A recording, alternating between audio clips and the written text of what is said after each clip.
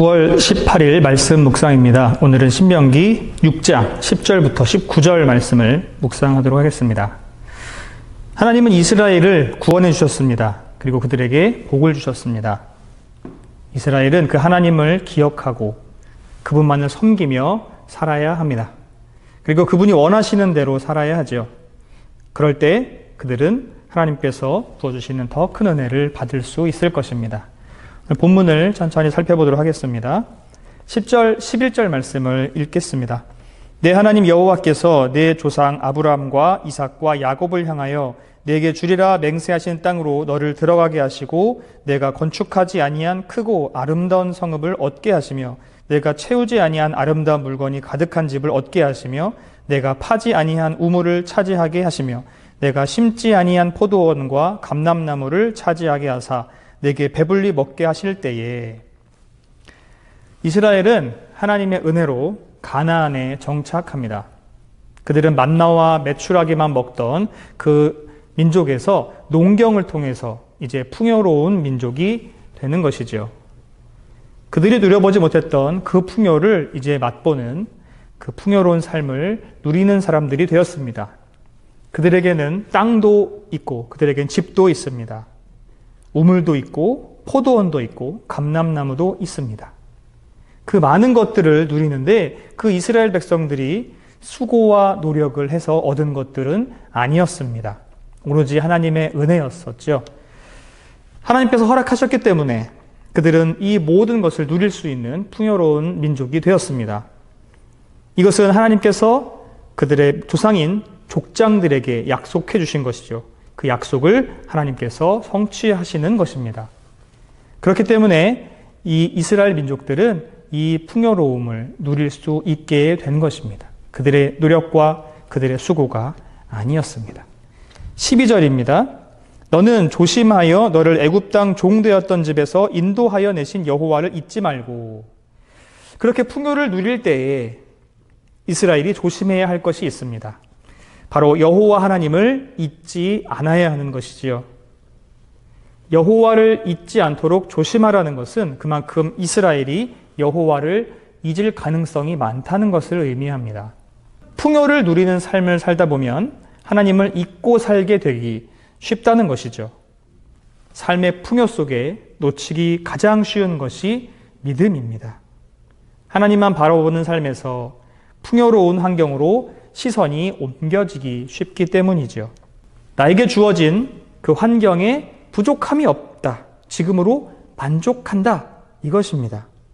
그래서 하나님이 없어도 하나님을 찾지 않아도 내 삶은 충분하다. 이렇게 느끼기 쉽다는 것이죠. 어쩌면 풍요를 누리는 데에 하나님이 방해가 된다고 느낄 수도 있을 것입니다. 지금 잘 살고 있는데 오히려 하나님 생각하다가는 내 삶이 더 복잡해진다고 느낄 수도 있는 것이죠. 지금으로 충분하다는 겁니다. 그러나 이스라엘은 하나님 없이는 아무것도 아닙니다. 10절, 11절에서 보았듯이 그들의 공은 하나도 없는데 하나님께서 그들을 복내려 주시고 은혜를 부어주셨기 때문에 지금 이렇게 풍요를 누리고 있는 것이죠. 그들의 풍요를 그들의 공으로 착각하면 안 되는 겁니다. 그래서 그들은 풍요를 누리고 있지만 이스라엘에서 종되었을 때를 기억해야 하는 것이죠. 하나님은 그들을 종되었던 애굽에서 인도해 내신 분이십니다. 하나님이 아니었다면 지금의 풍요는 아무것도 있을 수 없는 일이죠. 그리고 여전히 애굽에서 그들은 종으로서 수고하고 고생하며 힘든 가운데에 신음하는 삶을 살고 있었을 겁니다. 13절입니다. 내 하나님 여호와를 경외하며 그를 섬기며 그의 이름으로 맹세할 것이니라. 이스라엘은 하나님을 잊지 말아야 할 뿐 아니라 하나님을 경외해야 합니다. 그리고 섬겨야 합니다. 또한 그의 이름으로 맹세해야 합니다. 경외하고 섬긴다는 것은 무슨 의미입니까? 주인으로 모신다는 뜻입니다. 경외하고 섬긴다. 이스라엘은 하나님을 주인으로 모셔야 된다는 겁니다. 그들이 애굽에서 살 때에 바로를 주인으로 모셨던 것처럼 그들이 하나님을 주인으로 모셔야 한다는 겁니다. 바로를 모시는 것과 하나님을 모시는 것은 어떻게 다를까요? 바로를 모시는 것은 노예로서 그를 섬기는 것이고, 하나님을 섬기는 것은 하나님의 자녀로서 섬기는 겁니다. 바로에게는 어쩔 수 없이 섬김을 하는 것이지만 하나님께는 경배로, 예배로 섬기는 것입니다. 그 주인의 대상이 바뀌는 것이죠. 이스라엘은 이제 그 애굽의 바로를 섬기던 때를 기억하고 이제는 하나님을 섬기는 하나님의 자녀로서의 삶을 다시 한번 기억하면서 이렇게 바꿔주신 그 하나님께 감사하며 늘 그 예전의 삶과 지금의 하나님의 은혜를 잊지 말아야 하는 것입니다. 14절, 15절입니다.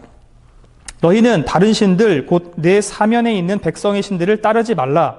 너희 중에 계신 너희의 하나님 여호와는 질투하시는 하나님이신즉 너희의 하나님 여호와께서 내게 진노하사 너를 지면에서 멸절시키실까 두려워하노라.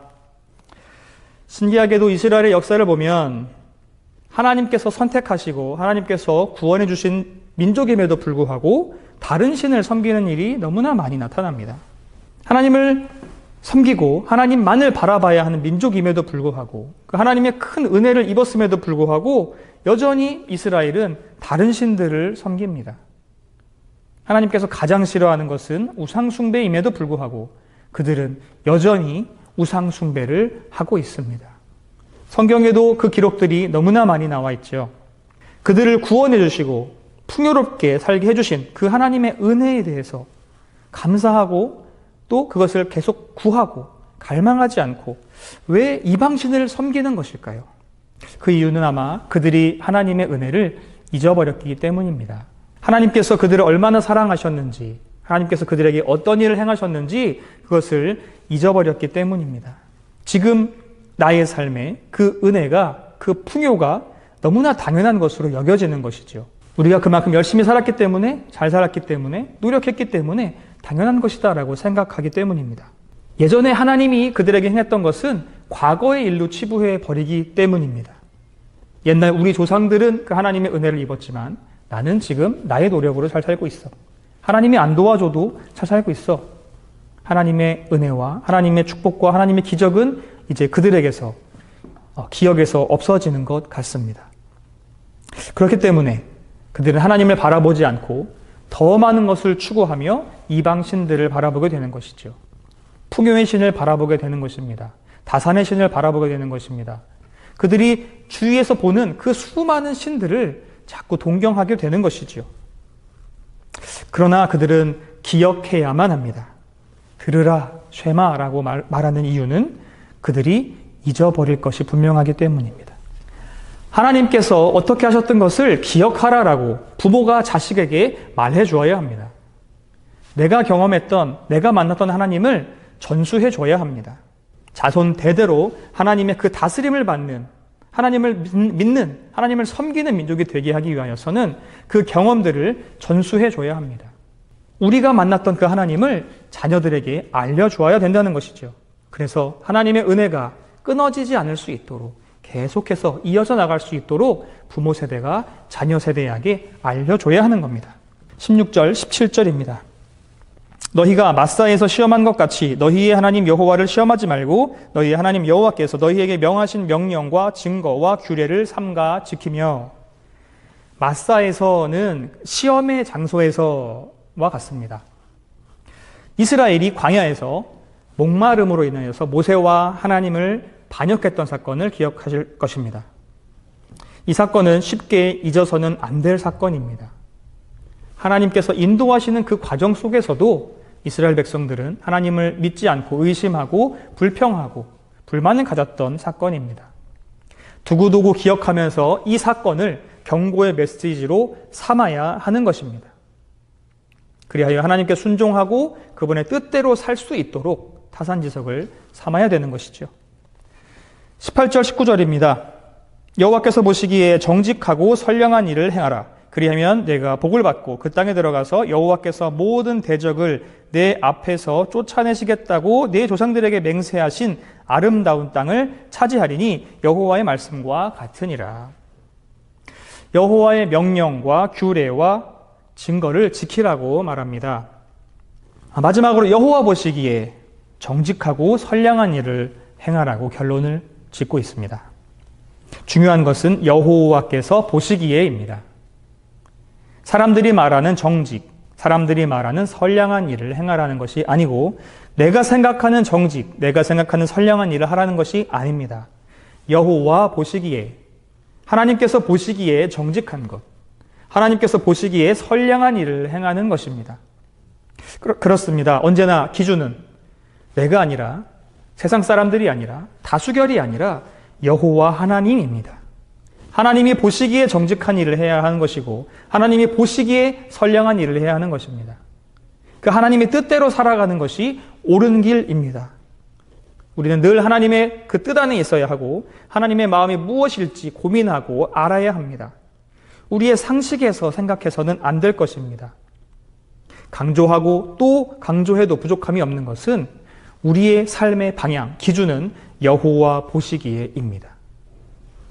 그렇게 할 때에 복을 받고 아름다운 땅을 차지할 것이다 라고 이렇게 말해주고 있습니다.